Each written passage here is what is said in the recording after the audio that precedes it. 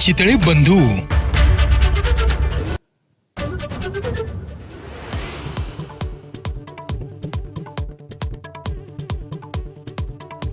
मुंबईत मराठीचा अपमान करणाऱ्या L&T कंपनीच्या वॉचमनला मनसैनिकांनी लगावली कानशिलात. तर राज ठाकरेंच्या निर्देशांनंतर मनसैनिकांची ठाण्यातल्या बँकेतही धडक.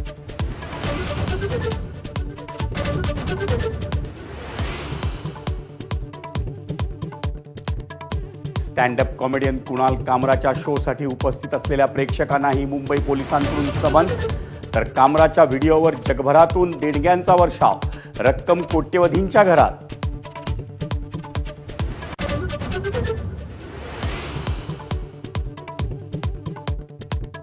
राज्यात आता घर आणि मालमत्ता खरेदी करणं आणखी महागणार. रेडीमेकरच्या दरात सरासरी 4.41% वाढ.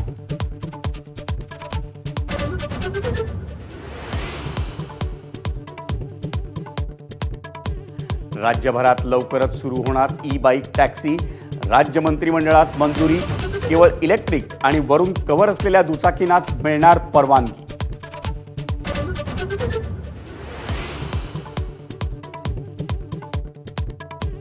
व्यावसायिक गॅस सिलेंडरच्या किमतीत घट. 19 किलोच्या LPG गॅस सिलेंडरच्या किमतीत 41 रुपयांची कपात. आजपासून नवे दर लागू.